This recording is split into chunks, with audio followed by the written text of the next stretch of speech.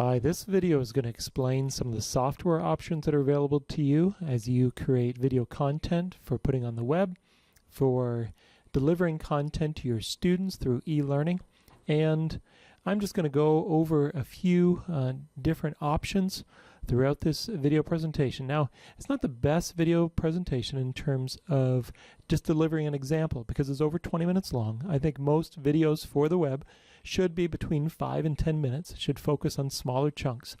However, what I've done for you is this. Down below, you'll see some links. It allows you to skip ahead to the different parts if you would like. Feel free to pause, come back later, but I hope that this overview will still be helpful for you as you figure out what kind of tools are available for you for e-learning.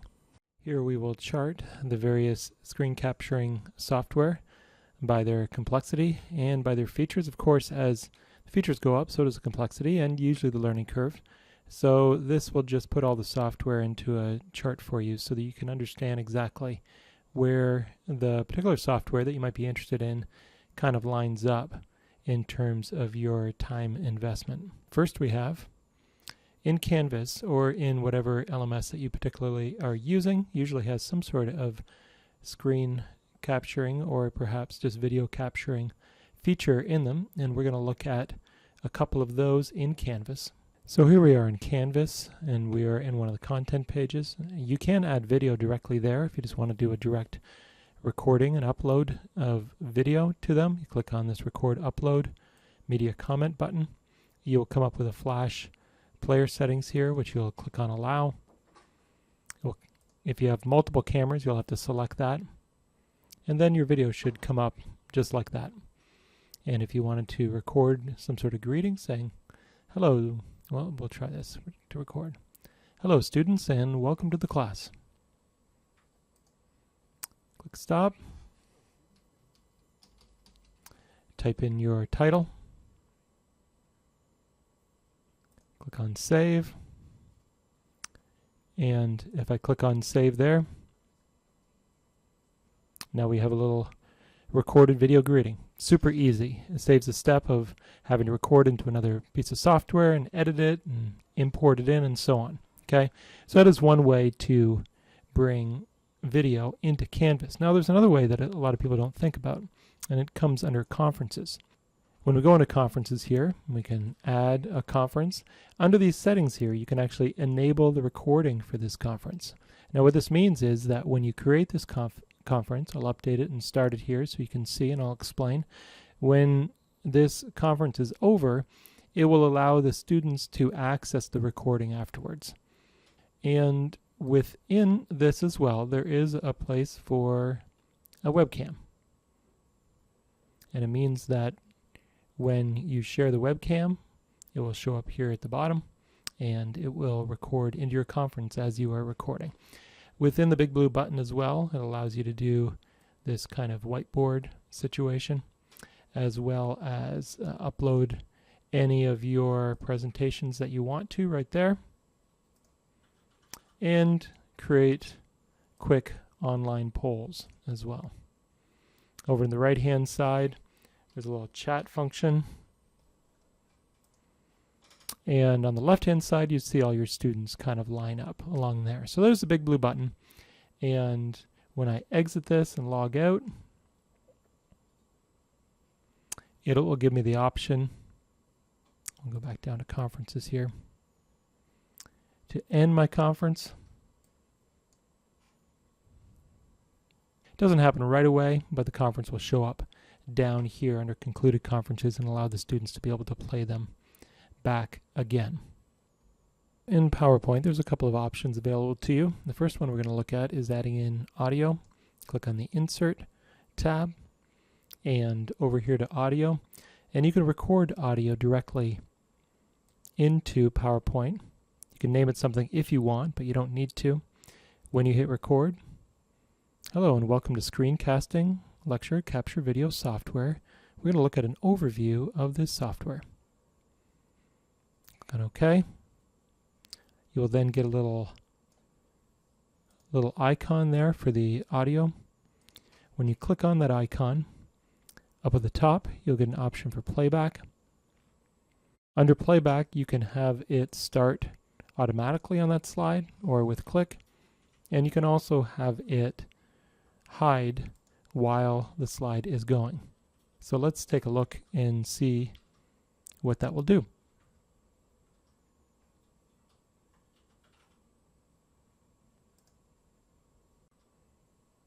Hello and welcome to Screencasting Lecture Capture Video Software. We're going to look at an overview of this software. If you then want to delete the audio, all you have to do is select on the icon, hit your delete button, and it's deleted. That recording happens per slide, which makes it very easy to record audio into various slides and then rearrange them later or update them later if you wish to do that. Now, in order to get that into a video, you would need to go to File, Export, and create a video using either timings that you've created or doing it per slide, making sure that you've created enough time for the audio to play. Second part of this is adding video.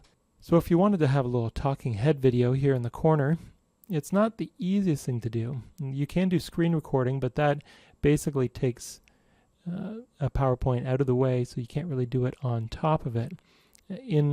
With my software, with my Logitech HD 720p webcam video, which is not very expensive, it comes with some software. And in that software, I'm able to show a preview like this and then record a preview. So say I wanted to do a video for each of these screens, what I could do is set the video up here. It looks a little strange right there, but it's okay. Hit the record button. Hi, and welcome to this class regarding screencasting lecture capture video software. And look at some options and overview of this different kind of software that you can use. Stop it there. And then it has saved my video down here. Double click on that video. Play it back, check it out. And then if you clicked on Go to File, bring up that video file there. And you can drag and drop that video file right into your PowerPoint. Resize it, put it in the corner there.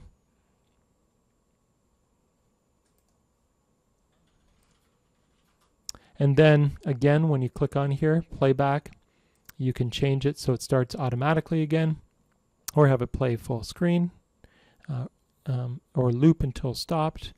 You probably don't want to do that. You could also trim the video from in here if you want to. Fade it in and out and create a little more of an interesting effect. So let's see what this is going to look like now.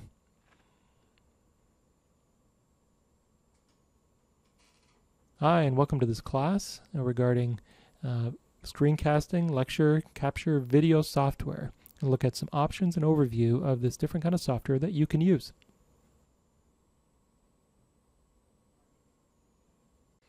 Again, these videos would be per slide, so if you want to add different videos and different slides, you can delete them or copy and paste them over to the various slides. Again, if you wanted to make that into a video, you would have to export it as a video. So that's PowerPoint.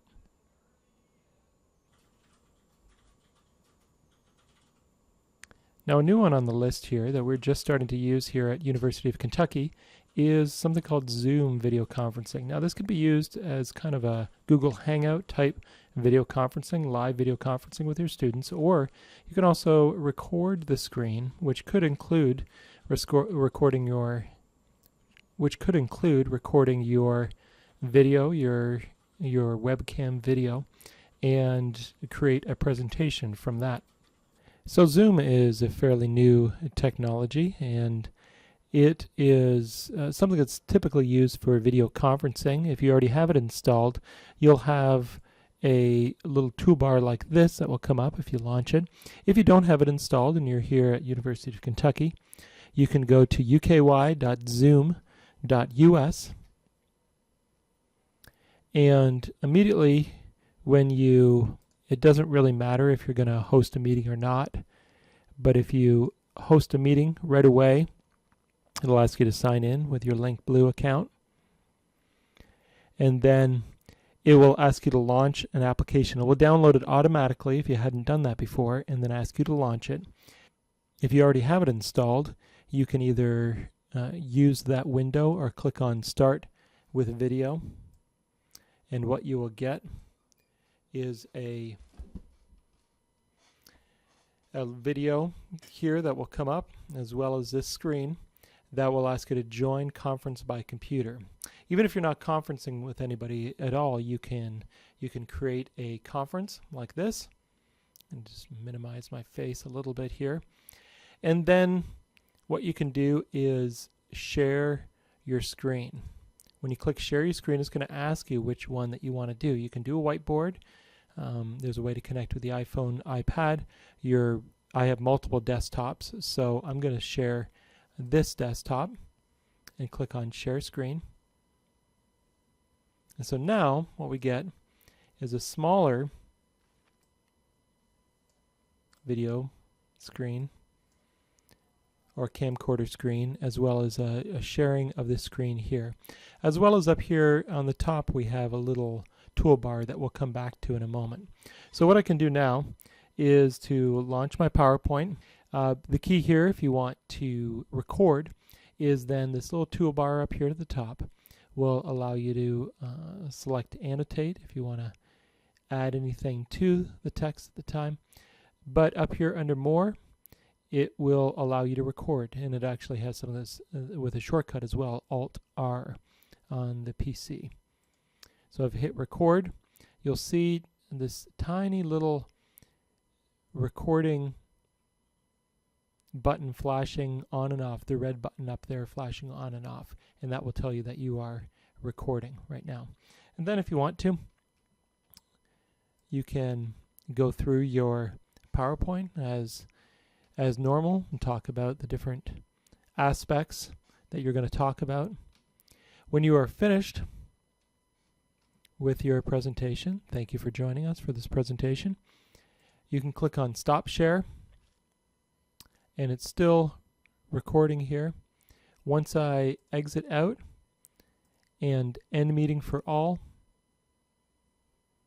you will see a screen that comes up that it will convert your recording for viewing. Now the default for Zoom is that it will save it on your local computer. You can also set it up to save on the web.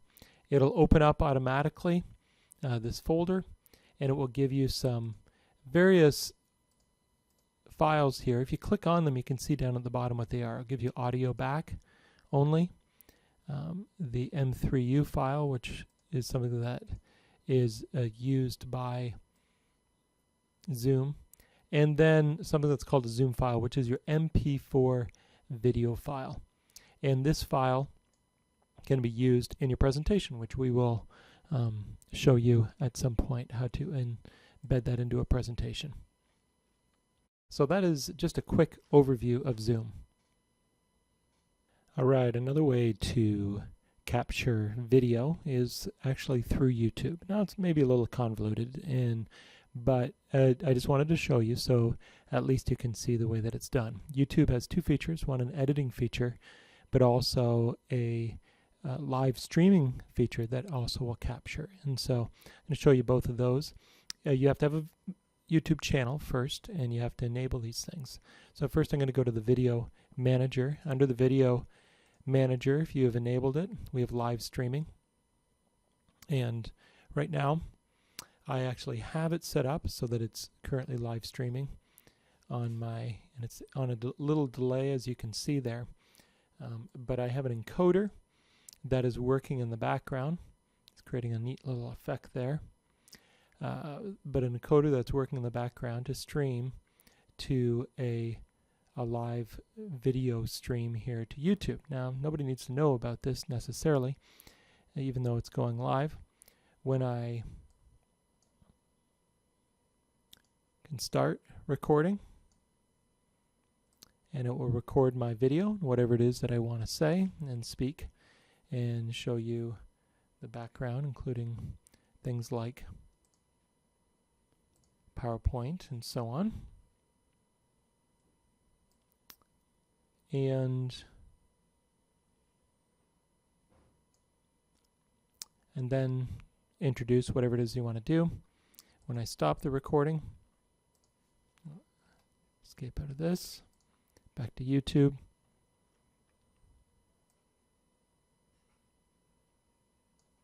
And I'll stop my streaming.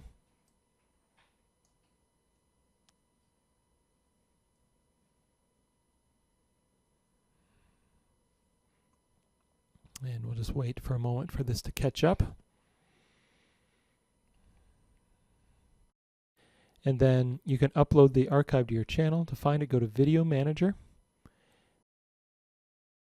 See the Jason Johnston live video stream here. I can go to Info and Settings. Ideally, it is actually private at this point, so that people can't watch it. So the second part of this is going down to Create. You can click on Create, and then Video Editor. From here, you will see eventually your video show up here on the right-hand side. It takes a few minutes for it to be recorded and encoded, and so you won't see it yet. But from here, what you can do is that you can select what other videos that you want to do. You can piece them together like this. You can add other videos to it, photos.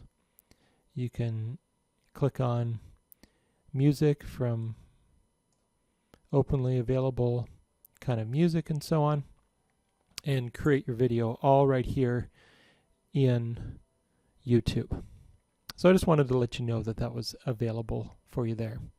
Another great screencasting or recording option is something called Screencast-O-Matic. You gotta love it just for the name itself.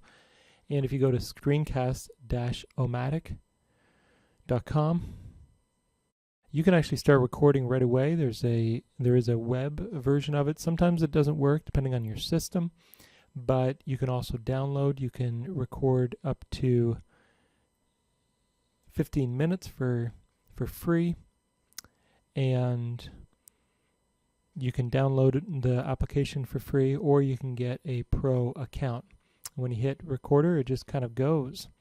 You can hit record here. I will launch my PowerPoint presentation. You can see how it just kind of works just like that. If you want to stop it, you will see a little icon you can click on Done. In my case, since I have it installed, it will show up in the Screencast-O-Matic software. It's very affordable, super easy to use, really easy to trim things back as well, and then to save them and export as a video file. And also allows you to